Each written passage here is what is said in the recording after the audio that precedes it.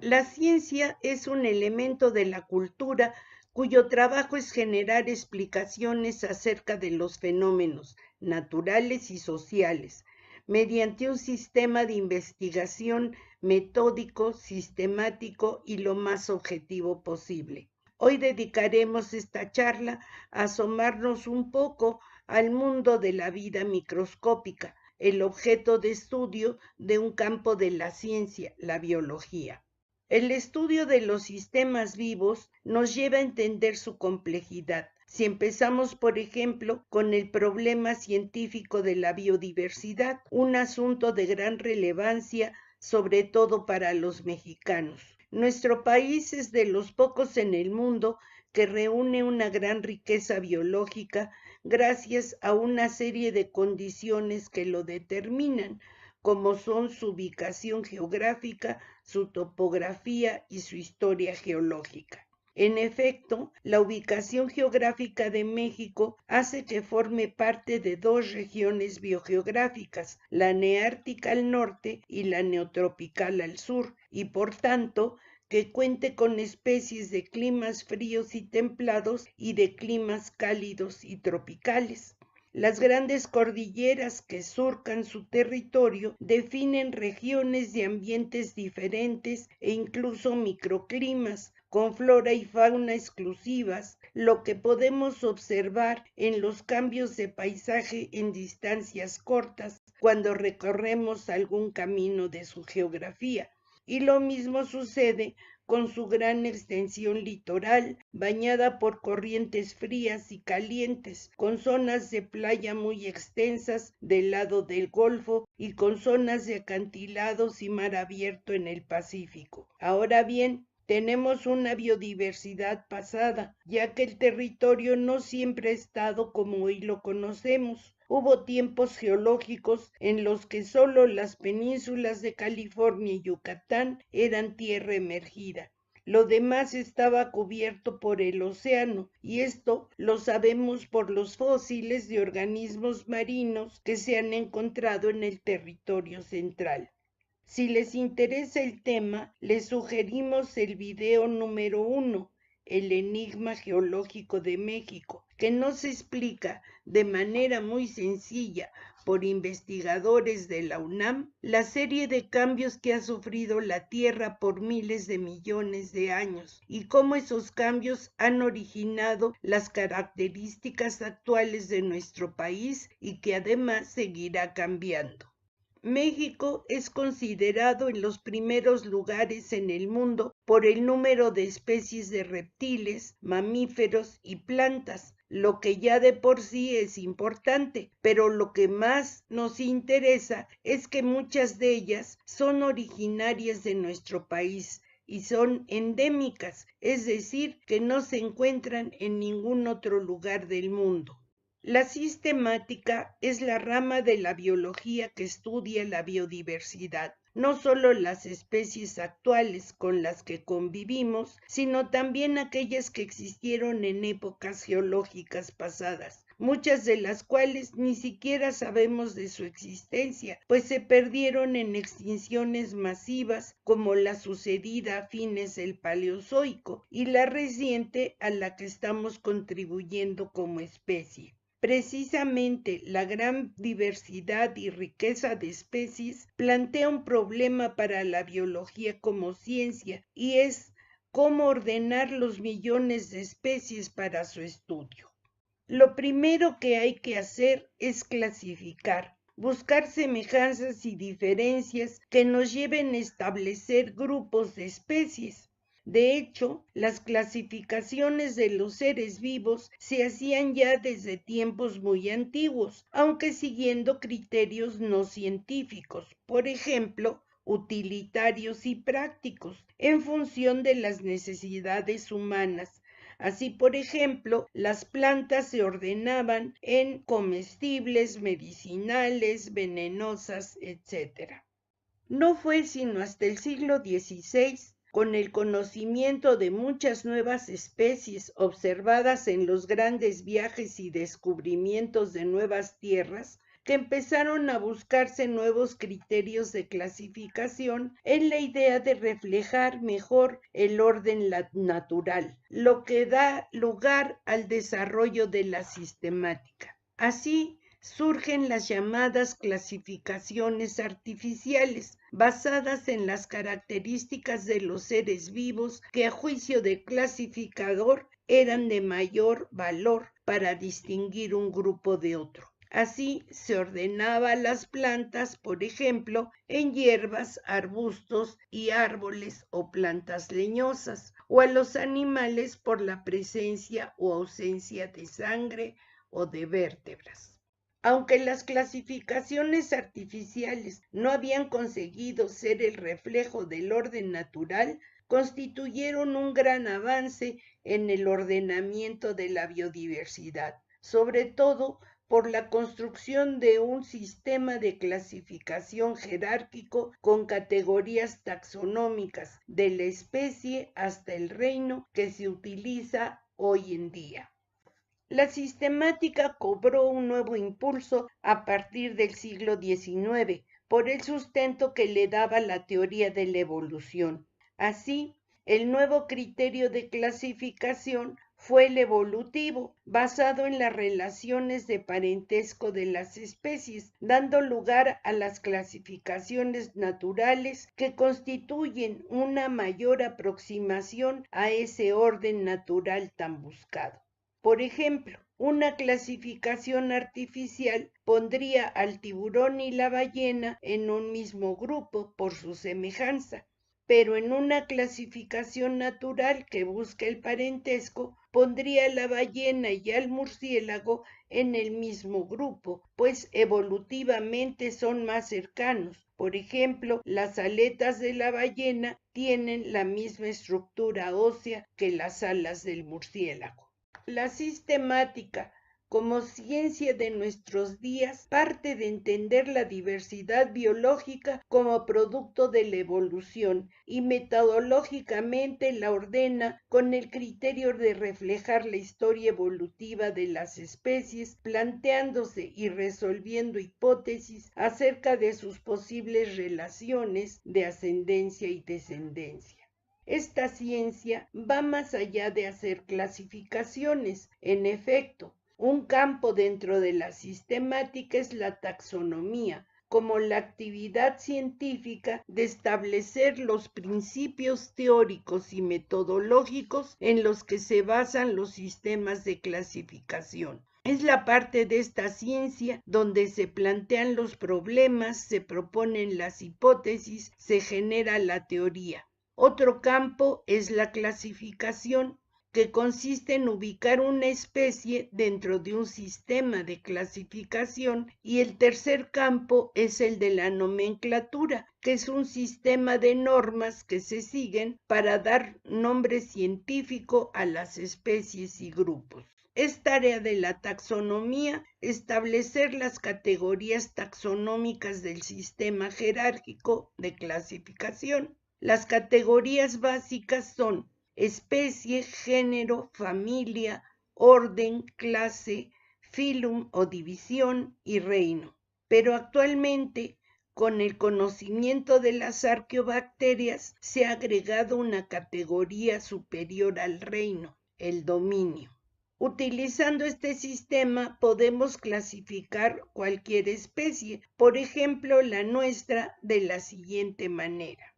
La especie Homo sapiens pertenece al género Homo, a la familia Hominidae, al orden Primates, a la clase Mamíferos, al filum Chordata, al reino Animalia y al dominio Eukarya. Los nombres científicos se escriben en latín o latinizados, se destacan en letras cursivas y las especies reciben un nombre formado de dos palabras. La primera corresponde al género y se escribe siempre con mayúscula, la segunda siempre con minúscula. Estas son algunas normas de la nomenclatura científica. Los avances en el conocimiento de las especies y sus relaciones evolutivas, así como de la ciencia en general, son elementos que llevan a modificar los sistemas de clasificación. Por ejemplo, antes se consideraban solo dos reinos, el animal y el vegetal. Pero al estudiarse la vida microscópica, sobre todo con las nuevas técnicas y tecnologías de observación, se encontraron por una parte especies que por sus características no podían clasificarse dentro de ninguno de los dos reinos establecidos. Por ejemplo, las euglenas, que son microbios que se mueven como característica animal, pero tienen clorofila y hacen fotosíntesis como vegetal, y por otra, que se reconocían claramente dos tipos celulares, el procariota de células sin núcleo y el eucariota de células con núcleo. Los hongos, que por mucho tiempo fueron clasificados como plantas, al conocerse mejor sus relaciones evolutivas, tenían que clasificarse en un grupo aparte. Estos nuevos conocimientos llevaron a establecer otros reinos: el monera para unicelulares procariontes, el protista para unicelulares eucariotas y el fungi para los hongos, además del plantae para las plantas y animalia para los animales. Más tarde se tuvo que crear una nueva categoría para las arqueobacterias, que siendo procariotas no entraban en el reino monera al encontrarse que tienen una mayor relación evolutiva con los eucariotas que con los procariotas. Así, hasta ahora se tienen tres dominios: el de las arqueobacterias, con su grupo especial, el de las bacterias y el de los eucariotas, que reúne al reino protista, al fungi, al animalia y al plantae. Pero adentrándonos en el tema, hablaremos de Antonio van Leeuwenhoek, a quien corresponde el honor de haber descubierto el mundo microscópico. Leeuwenhoek nació en 1632, hace poco menos de 400 años, en Delft, en Holanda, en una familia dedicada a la fabricación y comercio de cestos y cervezas. Su padre muere joven y Antonio tuvo que trabajar en una tienda de telas en Ámsterdam. Poco se sabe de su vida en esa época, hasta más o menos los 21 años, en que regresó a Delft, se casó 2 veces y montó su propia tienda de telas. Pero aunque era prácticamente un ignorante, pronto se interesó en el tallado y pulido de lentes. Visitó tiendas de óptica para aprender y se puso en contacto con alquimistas, donde le enseñaron a trabajar los metales. Leeuwenhoek podía ser un ignorante. Su único libro era la Biblia. Solo sabía hablar el holandés cuando las personas que se consideraban cultas hablaban en latín. Pero él era terco y se entregó por entero a su afición, pues había oído decir que con las lentes se podían ver cosas muy pequeñas. Empezó a pulir lentes con el propósito de elaborar una pequeña lente de menos de 3 milímetros de diámetro que superara las lentes construidas en Holanda hasta ese tiempo y que le permitiera observar las cosas más pequeñas. Con esas lentes que fabricaba y que engarzaba en arillos de metal que él mismo producía, se dedicó a observar todo. Vio hilos de lana, cabellos, animales pequeños como pulgas, piojos, pedazos de madera, escamas de su propia piel, una cabeza de mosca, que observaba y volvía a observar, pues era muy quisquilloso y tenía que comprobar que era correcto lo que observaba. Aunque sus vecinos se reían de él, pues consideraban que solo perdía el tiempo, el mundo científico lo favorecía, pues los investigadores de la época empezaban a confiar solo en los resultados de sus observaciones, mediciones y primeros experimentos. Así se constituyó el Colegio Invisible, grupo al que pertenecía Roberto Boyle Isaac Newton, Kepler, entre otros, y que se comunicaban sus conocimientos de manera clandestina, pues en la Inglaterra de ese tiempo hubieran sido quemados en la hoguera por herejía. Esta asociación, cuando se pudo, dio lugar a la Real Sociedad de Inglaterra, a la que Leeuwenhoek fue invitado a exponer sus investigaciones. Los científicos quedaron embobados con su exposición y lo invitaron a que fuera otras veces a presentar sus adelantos. Durante 50 años, Leeuwenhoek siguió enviando cartas a la Real Sociedad. Su observación más importante fue cuando colocó en su lente una gota de agua de lluvia, pues encontró un mundo nuevo lleno de bichitos muy activos nadando en esa gota. Entusiasmado le gritó a su hija: «Ven aquí, rápido. En el agua de lluvia hay unos bichitos, nadan, son 1000 veces más pequeños que cualquiera de los bichos que podemos ver a simple vista. Mira lo que he descubierto». Muchas preguntas se planteó, como el origen de los bichitos, si caían del cielo y eran obra de Dios o no, de manera que realizó un experimento. Recogió agua de lluvia en un recipiente perfectamente limpio, cuidando que no lo salpicara el lodo, y observó el agua, y con asombro vio que estaba limpia. Pero al observar esa misma gota días después, vio que se llenaba de bichitos, con lo que su conclusión es que no caían del cielo. Así realizó muchas más observaciones de sangre, descubrió los espermatozoides, el sarro dental e inclusive sus deyecciones cuando estaba mal del estómago. Sin embargo, su trabajo se quedó ahí como un excelente observador, pero no avanzó hacia la proposición de teorías o explicaciones. Por ejemplo, relacionar a sus bichitos con las enfermedades, cosa que ocurrió solo 200 años después con Louis Pasteur y sus famosos experimentos y con su teoría microbiana de la enfermedad.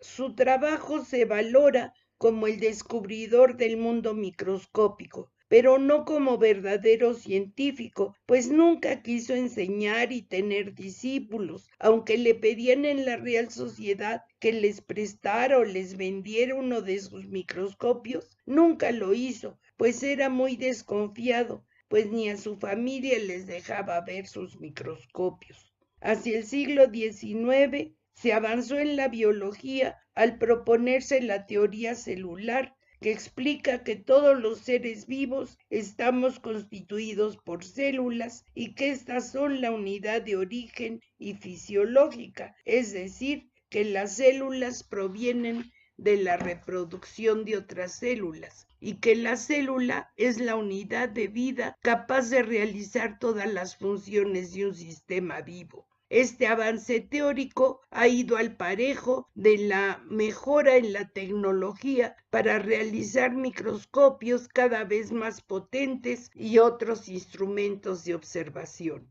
Ahora les invitamos a conocer algo del mundo microscópico en los videos sugeridos. El número 1 se llama El enigma geológico de México, sobre los últimos conocimientos del origen geológico de México, que nos muestra los cambios del planeta y eso cómo explica la naturaleza de nuestro territorio y el porqué de su biodiversidad. El número 2 es sobre las euglenas, que son organismos unicelulares que se mueven moviendo un flagelo como un cabello muy delgado que abaten a manera de látigo para moverse. Se les observa un corpúsculo de color rojo llamado estigma que funciona como un órgano fotosensible, es decir, como un pequeño ojo rudimentario con el que la euglena detecta zonas iluminadas o de penumbra y de acuerdo con ello, si hay luz, realiza fotosíntesis, es decir, elabora su propio alimento, y si no hay luz, se alimenta de lo que hay en el ambiente como cualquier animal. Estas características son las que obligaron a aumentar el número de reinos, pues no se podían clasificar ni como animales ni como vegetales. Entre las euglenas se observan otras algas unicelulares que se mueven mediante dos flagelos y pertenecen, igual que la euglena, al reino protista. El número 3 nos muestra bacterias, tal como las observó Leeuwenhoek. Estos bichitos son de las células más pequeñas que miden entre 3 y 5 micras. Una micra es la milésima parte de un milímetro.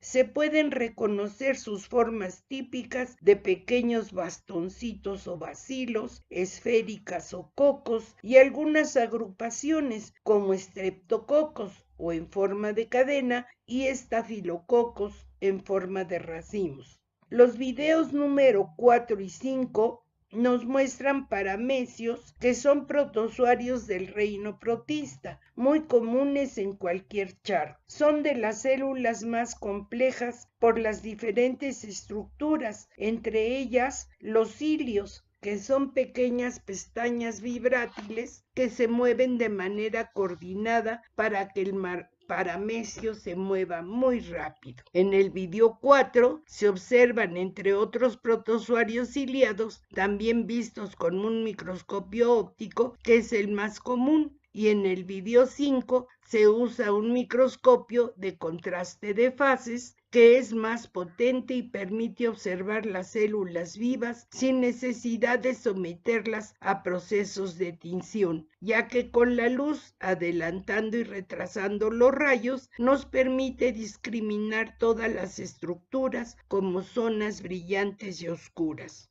En el video 6 se observa una amiba de agua dulce, que no es parásita como la amiba que nos produce enfermedad si consumimos alimentos contaminados. Como observamos, la amiba se desplaza mediante proyecciones de su cuerpo que la hacen cambiar de forma y que le sirven no solo para caminar, sino para alimentarse, englobando otros organismos como paramecios y estentor.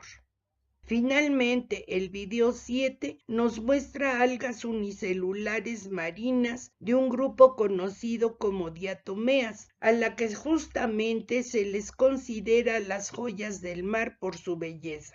Ellas son células encerradas en una pequeña cajita de sílice, que es el material con el que se hace el vidrio. El sílice se impregna de diferente manera en esa cajita que las cubre, presentando muy diversas y bellas ornamentaciones. Estas diatomeas son muy importantes por ser la base de las cadenas alimenticias en el mar y en cualquier medio acuático. Bueno, espero que les haya gustado este pequeño viaje al mundo de los microbios y nos vemos en la próxima charla.